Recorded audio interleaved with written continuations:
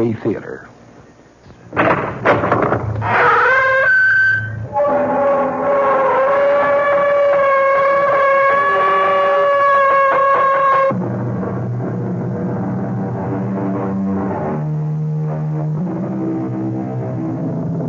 Come in.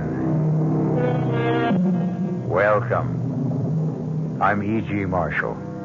How nice to see you again. It's good to know that you've become a regular visitor. And since you're such a good customer, it's only fair to warn you that the story you're about to hear may be a little bit more disturbing than most. If the sounds of a woman screaming in utter terror unnerve you, then perhaps you may not want to listen to a tale called Where Fear Begins. It's a story about exactly that, fear. But perhaps the best way to find out is to hear what happens to Amanda Shepard on a dark night when moonlight streams through her window, but not just moonlight. Our mystery drama, Where Fear Begins, was written especially for the Mystery Theater by Henry Slessor and stars Kim Hunter.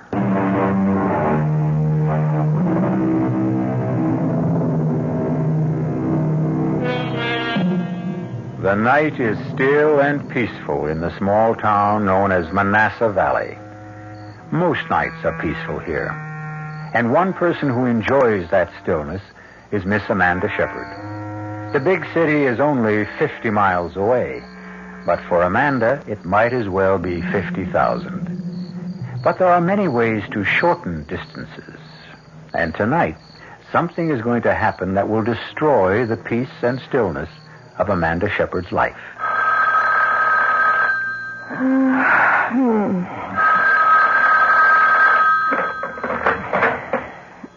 Yes. Hello. Amanda, is that you? Yes. Who's this? It's Vera. Vera? Oh, for heaven's sake, what's the matter with you? Don't you know what time it is? Amanda, I need help. You've got to help me. What are you talking about? Where are you? Amanda, I'm scared. I don't know what to do. I'm so frightened.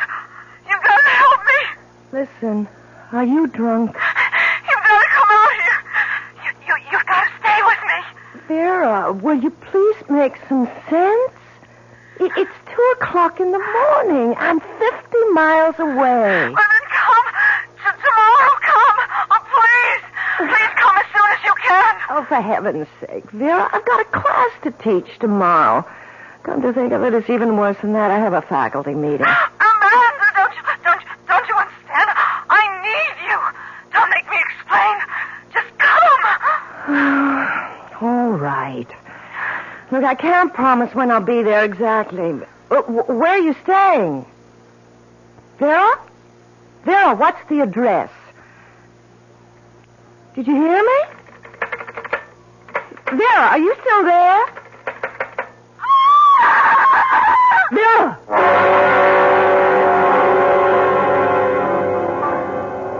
Excuse me. Yes, ma'am. What can I get you? Nothing, thanks. I was looking for the manager. So are his creditors. Well, maybe you can help me.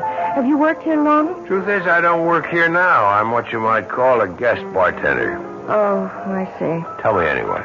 Well, I'm trying to find someone. I know she no longer works here. She told me she quit her job about 2 months ago, but it's the last bit of information I have about her. Now, who is her exactly? Her name is Vera Shepard.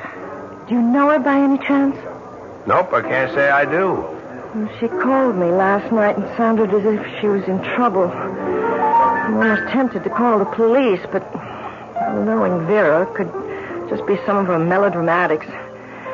Well, thank you anyway. It's okay. Hey, wait a minute. Yes? This Vera Shepard, is she blonde, pretty, about your height? Yes.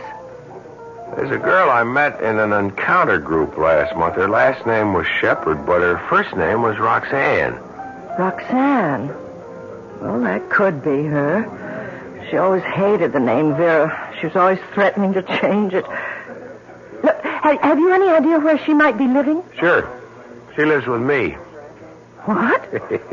In the same rooming house. Upstairs. In indescribable squalor, I might add. What's a nice lady like you doing with a friend like Roxy? She's my sister. Ouch. Well, excuse me, I think I'll go see if I can pry my foot out of my mouth. Wait a minute. Where's this squalid rooming house of yours? Number 9 Hudson Street, near the river. If you see a bum sleeping in the doorway, that's the place. Hey, you weren't thinking of going there now. Of course. It's not a good idea. Now, you can't go into a neighborhood like that looking the way you do. What's wrong with the way I look? Wait a minute. My friend Tony will be back here in 5 minutes to take over the bar. I'll go with you. Look, I'm sure I can find it alone. There's some pretty bad customers around there. Well, they don't look any better here. You can trust me. Underneath this dirty shirt beats a heart of pure soap. Well, all right.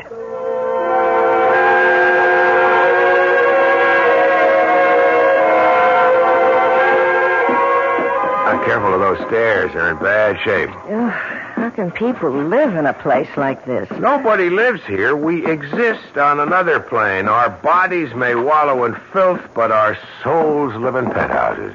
Is that what you learned in your encounter group? Well, here's her door. The grand portal of the Princess Roxanne. She has a radio on. I hope that isn't all she has on. Princess is a little hard of hearing. She must be home. Let me try. Vera? Vera, are you in there? Might be asleep or stoned. Maybe she just went out and left the radio on. Look, I'm terribly worried about her. She really sounded dreadful. She said she was frightened about something. I could always break the door in. It's pretty flimsy. Do you think we should? Just say the word. All right. Please. That's the word. By the way, what did you say your name was? Amanda Shepard. My name is Kurt Davies. Pleased to meet you. There. That was easy. Come on in. Ooh, what an awful place. I told you, indescribable squalor. A beggar must be in here. Vera? Vera, it's me. It's Amanda. Oh, my... Vera! Oh, my God! What is it? Is she sick? Look at her. Look at her eyes. Easy, take it easy. I don't think she's breathing. She's dead. Oh, my God, my poor sister is dead.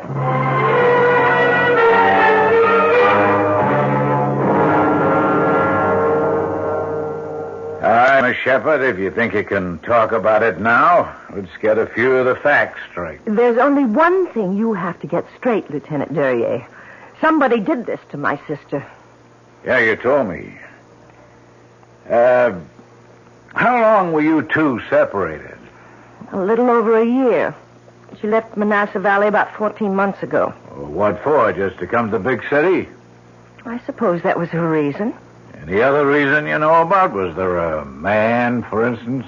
There was a man, all right, but not what you're thinking. Vera had a fight with our father. Your father live in Manassas Valley? Yes, my sister and I never got along very well with him. The both of you? Yes, both of us. But then Vera had this fight with him, and she packed her bags and left.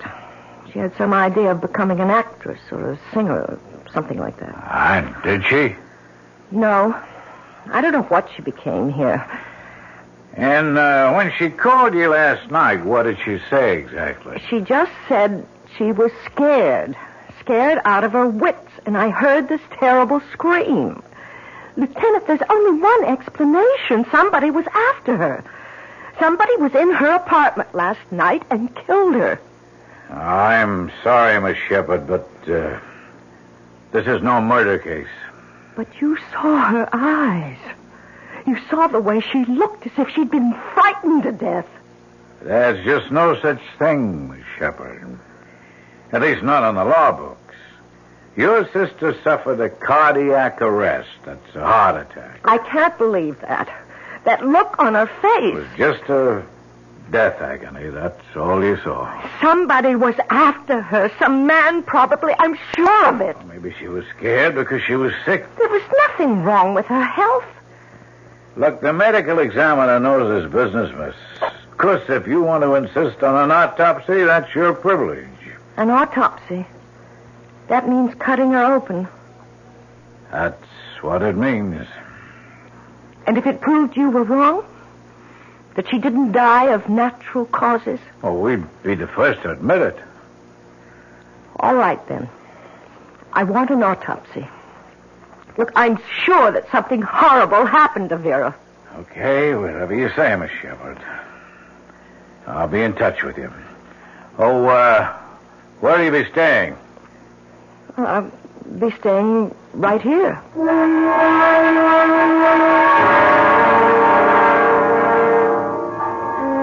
I just don't see how you can live in that place. Well, the rent's been paid until the end of the month. There's no reason I should stay anywhere else. Thought you had a job in Manassas Falls. Manassas Valley. I do have a job. I teach school. I've already asked for a leave of absence. Look, I'm not leaving here until the police do something about this. You may have a long wait. It doesn't matter how long. I know something happened to my sister, and nobody seems to care. Listen, I'll be taking care of the bar for another couple of hours. Why don't I meet you later for a drink or something? No, I have to get home. I have to call my father, and I have to get some sleep. I'm so dreadfully tired. Okay, but if you need a friend, remember, I live 1 floor away. Yes, I'll remember.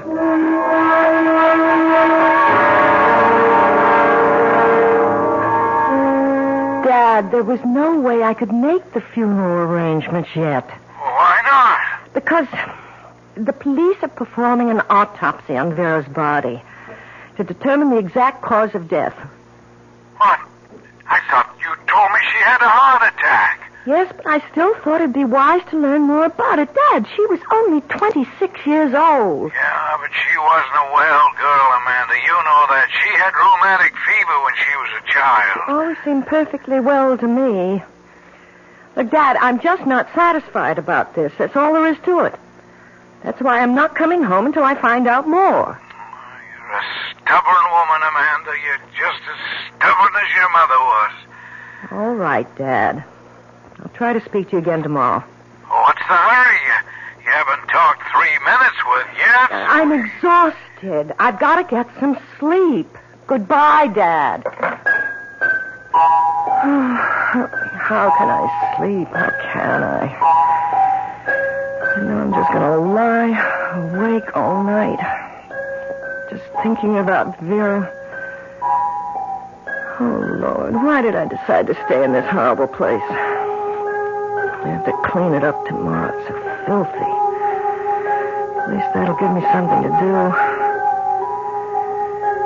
Oh, if only I could sleep. I wonder if Vera has anything in the medicine cabinet. Won't hurt to look. Yeah, what a mess of bottles. Half of them are empty. What's this one? Aspirin. Oh, wait a minute. This one's marked. For sleep. Thank God. It's the only way I'll get to close my eyes tonight.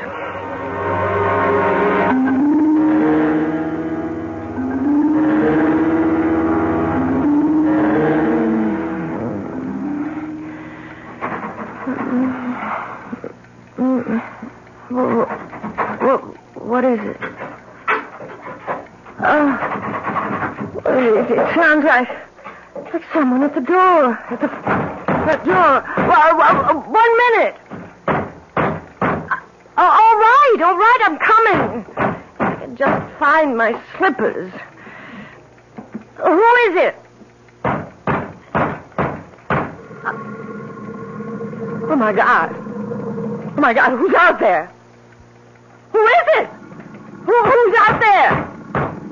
Go away! Go away, whoever you are, go away! The door! It's broken. It's coming in here! Oh, God, it's coming in! Ah! Oh, dear Lord, help me! Help me, somebody! Ah!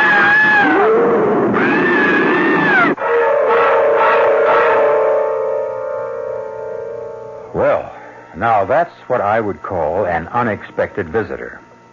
Of course, there are neighborhoods in every large city that have their share of gorillas, but they're customarily of the human variety. How did this specimen get to Amanda Shepard's apartment? I'd be glad to tell you, but That would be spoiling the surprises.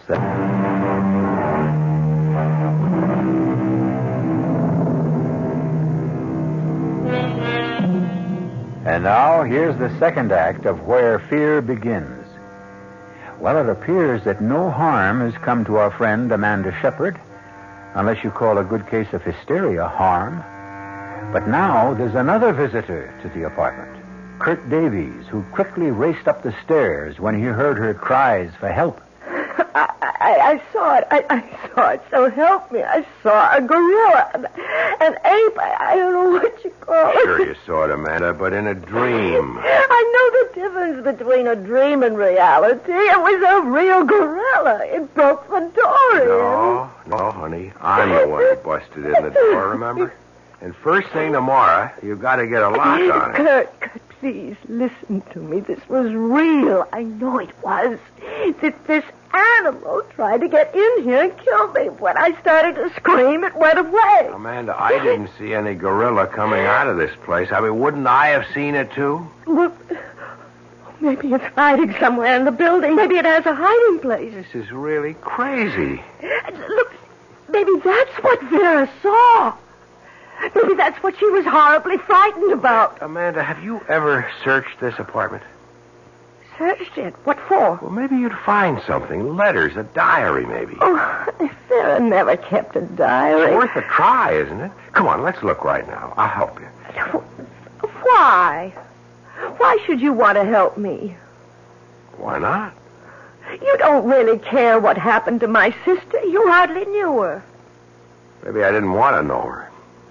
Why not? What's the point of knocking the dead? No, tell me, please. Why didn't you like Vera? I didn't like Roxanne because she called herself Roxanne when her name was Vera. I didn't like the way she spent her time looking for one kick after the other, even if it meant kicking somebody else in the teeth. Was she really like that? Look, it's late. Maybe you should go back to bed. We'll search the place another time. No. You're right. You know, I should have done this before. Yeah, I remember seeing something in the bedroom, as a matter of fact. See what? It looked like an address book. Wait, I'll get it. Maybe it is a diary. A record of all the kicks she got out of life. No. It's an address book. There aren't too many names in it. Let me see if I'm in it. No, guess I didn't make that much of an impression. Do you recognize anybody's name? Let's see. There's Tony's. That's the place where I work. I thought you were only a guest bartender. That's only temporary. Till my rich uncle in Argentina dies. That is, if I have a rich uncle. Wait a minute. What'd you find? Are you sure your sister was healthy? Well, my father doesn't agree, but I think she was, yes. I mean healthy in the head. Ever occur to you that the call she made to you that night was just, well, that she might have been wigging out? Oh, no.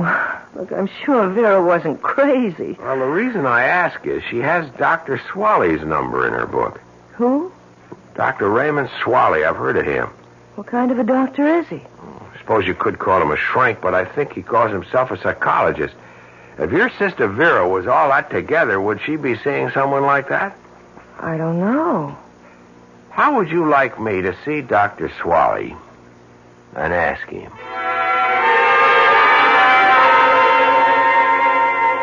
No, the name isn't familiar, I'm afraid.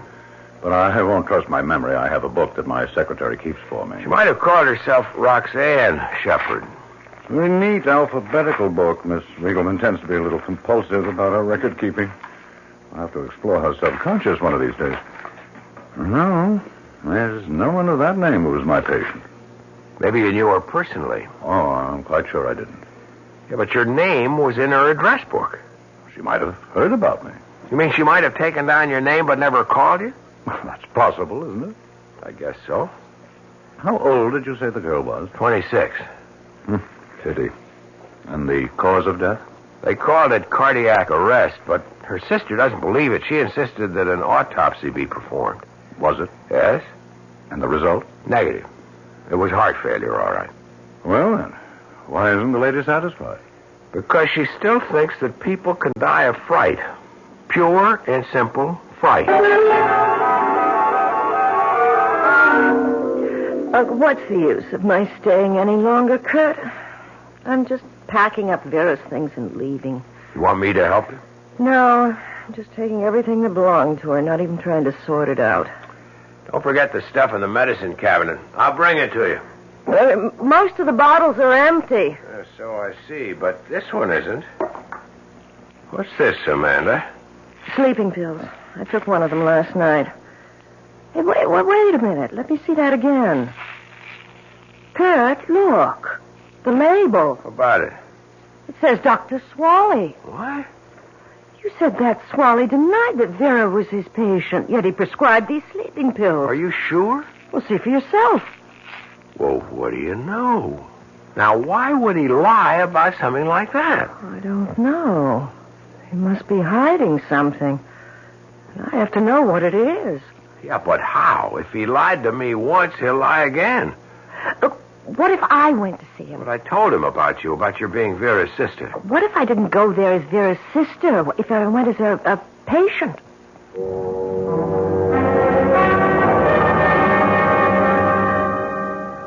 I'm so miserable all the time, Doctor. So depressed and nervous.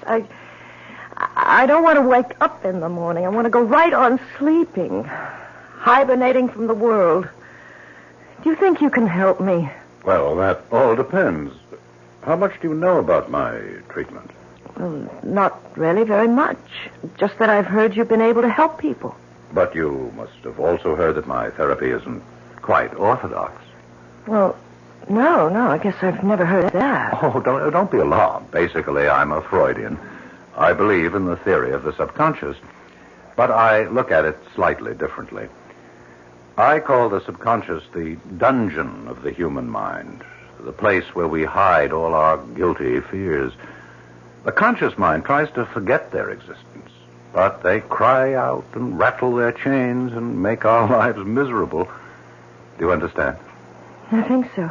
Personally, I believe that fear is the true enemy of mental health. What I try to do for my patients is eliminate fear. We're all afraid of something, aren't we? Right now, you look as if you're afraid of me.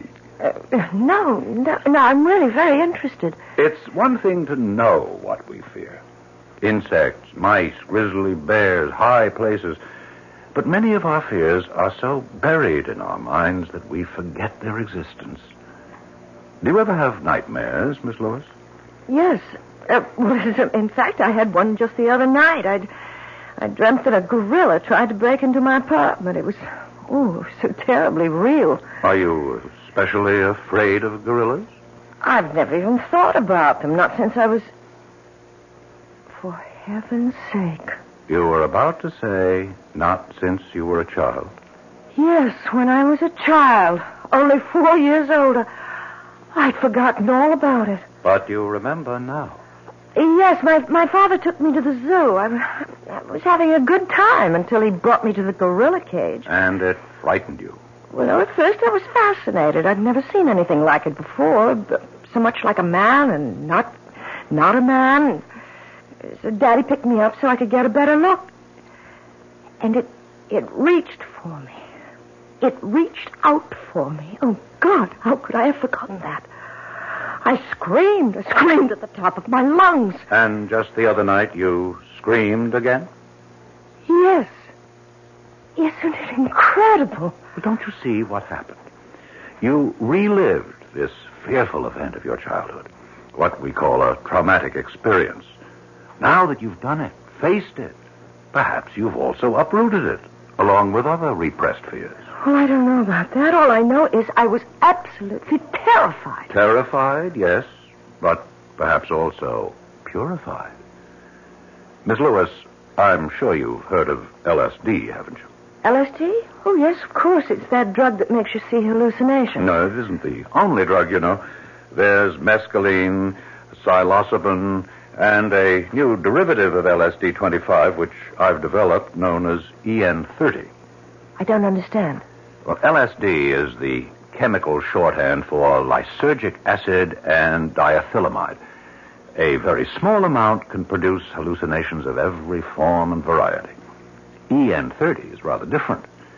It produces only one kind of hallucinatory affect. The affect of fear. Fear? Some people call it, incorrectly, the horror drug. It's a powerful hallucinogen. Dangerous when used carelessly, but extremely useful under controlled conditions. It goes right to the sub-basement of human consciousness and brings up images from the very place where fear begins, the dungeon of our minds. You mean it makes people see the things that they're afraid of? Yes, usually the things which frightened us when we were children. And what makes it dangerous? The fact that we might be scared to death? Oh, scared to death is a highly inexact term. But in certain cases... In the case of a heart condition... Oh, I would never administer the drug to anyone with such a history. How long does the effect last?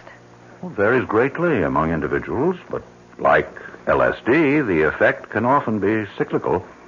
That is, the hallucinations can return on a cyclical basis, even if no EN30 has been taken for several days.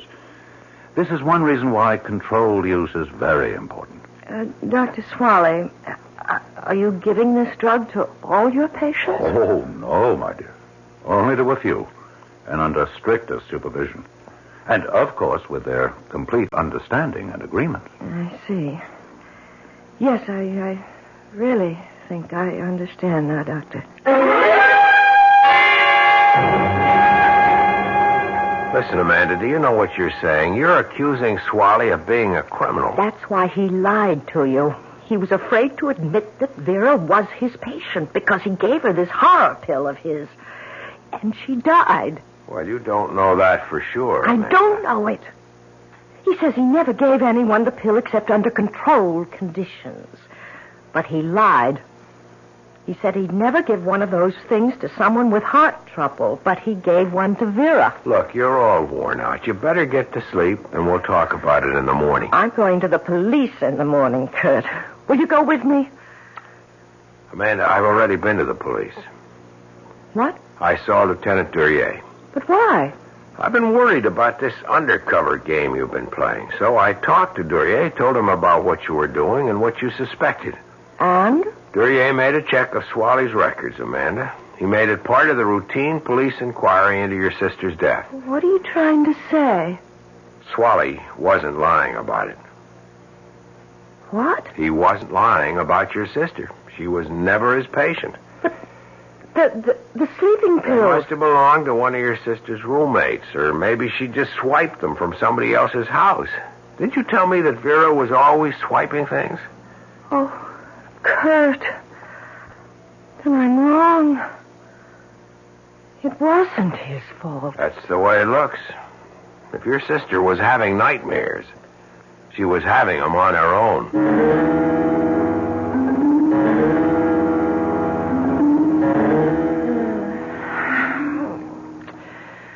Oh, it's so warm in here. It's too warm to sleep. I've got to open that window or I'll suffocate. It's so hard to open. Oh, there.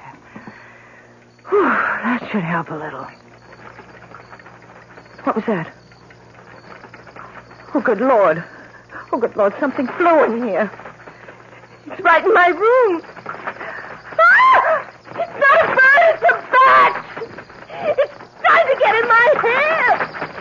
Ah! It's in my hair! It's all tangled up in my hair! Ah!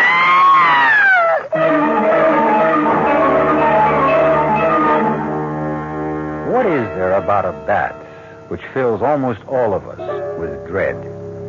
Is it the cape-like wings, the rat-like face, the raking claws, the terrifying screech of their voices?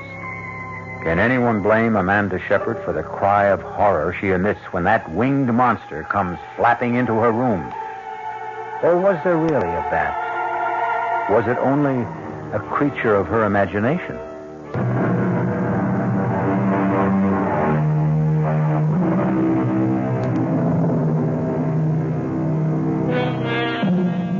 Amanda Shepard has had another nightmare.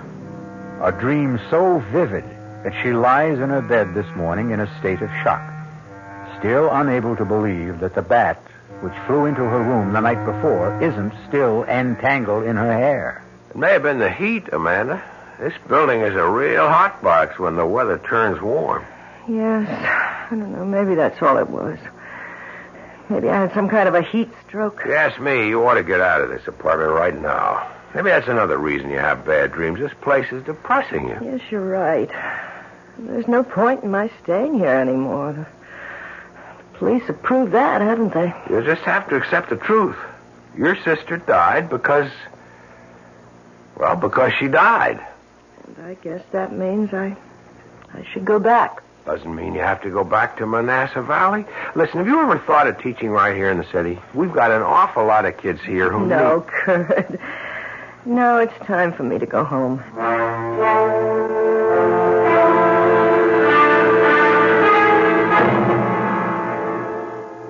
So the whole thing was a waste of time, wasn't it?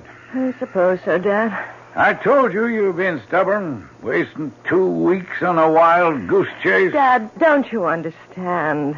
Vera died without either one of us being there. She died all alone, in agony. And whose fault was that?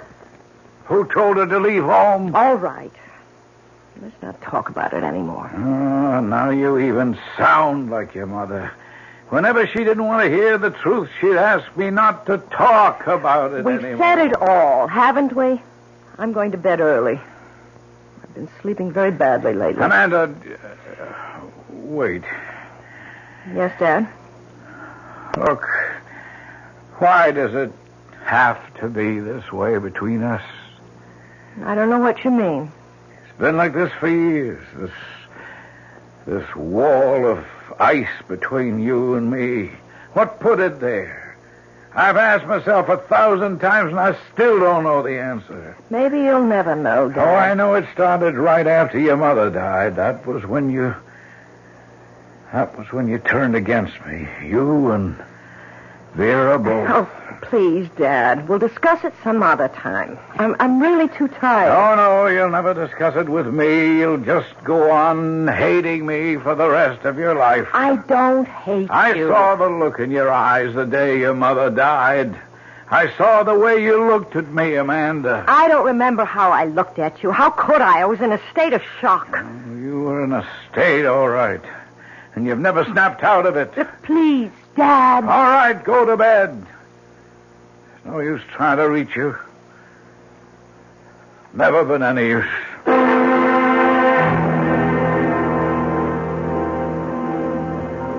Hi, handsome. Hey, this is turning into a permanent job for you, isn't it? I guess I'm just a natural-born bartender, that's all. What can I get you tonight? Well, how about a Manhattan? Did you learn how to make one of those? I'll give it a try. Hey, how's your blonde friend these days? Which one? I know a half a dozen blondes. You know the one I mean. The one who looks like a school teacher. She is a school teacher. No kidding. Now, where is she now? Going back to teaching school, I guess. Hey, you really liked her, didn't you? That's what I heard around. I liked her. But she's strictly a small-town girl. Is it true that she was Roxy's sister? That's right. It's hard to believe, isn't it? That Roxy Shepherd would have a sister like that. Hey, did you know that I was her last roommate? What? That's right. I paid half the rent on that filthy pad of hers. I couldn't stand it more than 1 week. She was stoned all the time, you know. Yeah, I figured she hit the stuff pretty hard. That girl would take anything, as long as there was a kick in it. She even went to some doctor just to get some kind of pill he was handing out. What'd you say? She heard about some nutty kind of LSD that a shrink was using on his patient. She told me she was going to see him and get some... Hold it a second. Do you know the shrink's name? No. Was it Swally? Dr. Raymond Swally? Well, how should I know? Well, I've got to know. How many times do I have to tell you I never had a patient by that name? If you don't believe me, ask the police. All right, maybe you never had a patient named Shepherd, but maybe she didn't give you her right name, first or last. I'm quite sure you're mistaken about this. I've only administered EN30 treatment to 4 patients. I can assure you this girl wasn't one of them. Dr. Swally, will you just look at this photograph? Oh, all right. Now, look, does she look at all familiar? Nope. I never treated her. Look carefully. It's a professional portrait. She thought she wanted to be an actress, and she's pretty heavily made up. Never saw this woman before.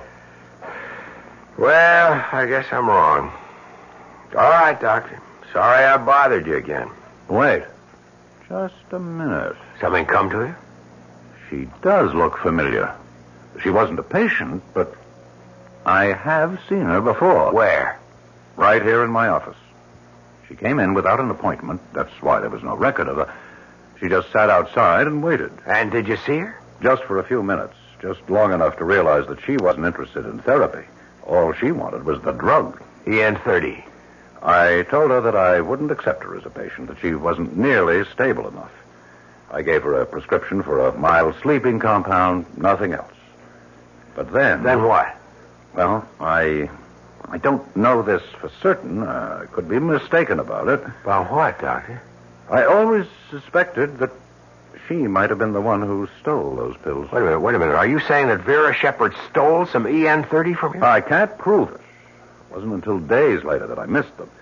I remember stepping out of the room for a few minutes to take a call from a hysterical patient. Dr. Swally, Vera Shepard was a klepto. Her sister told me that she stole things all the time. If she stole those pills of yours... Good Lord. Can it really be? The dosage was so large, too large for safety. If she took them, anything might have happened. Something did happen. She had a nightmare, Doctor. She conjured up a nightmare so terrible that it killed her. Oh, I'm sorry. I didn't mean to hurt anyone. You know that wasn't my intention. Oh, wait a minute. You did say that you gave her a prescription for sleeping pills. Yes, I did. I doubt that she ever filled it. It was the EN30 she really wanted. Then what was in that bottle? What were the pills her sister took? Her sister? Dr. Swally, I've got to get to a telephone.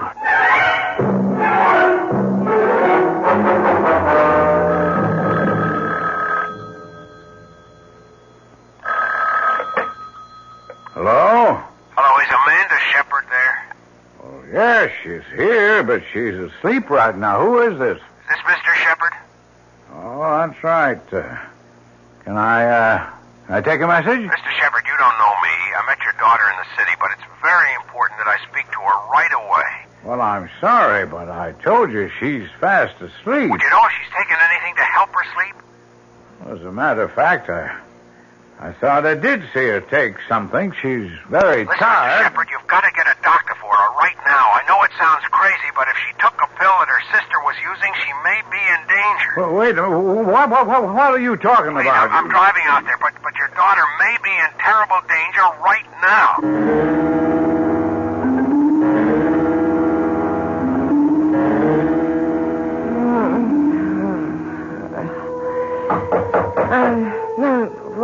Who is it? Who's there? It's your father, Amanda. Let me in. Dad? The door's open. I can't open it, Amanda. You'll have to open it for me. Oh, all right. You see why I couldn't open the door, Amanda. I have your mother. I have to hold your mother. Oh, God, she's bleeding. She's covered with blood. I warned her, Amanda. I said I would kill her one day. And now I've done it. I've killed your mother.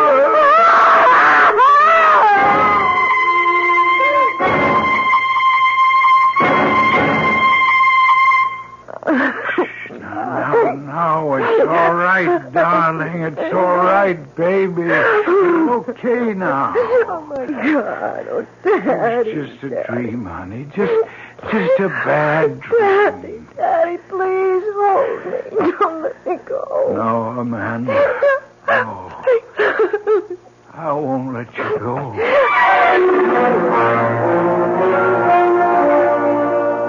That's what Dr. Swally told me himself, Amanda. He's discontinuing the use of EN30. Says it's far too dangerous to take any more chances with. Frankly, I think he's right. Kurt, do you know what my sensation was? What? I saw my father walking into the bedroom, carrying my mother's dead body. Ouch, that must have been pretty grim. Well, the strange part is, it reminded me of something. Something I'd forgotten a long time ago. What was that? When I was a little girl, I used to hear my father and mother arguing downstairs. Fighting with each other night after night. Well, I was so afraid. Well, it's understandable. But do you know what I was afraid of? I was afraid that my father was going to kill my mother. That's an awful thought. Well, it wasn't true, of course, but it was a fear that stayed with me all this time. But now I feel as if I can get rid of it. Kurt, I know it sounds crazy, but wouldn't it be something if it turns out that Dr. Swally had the right idea?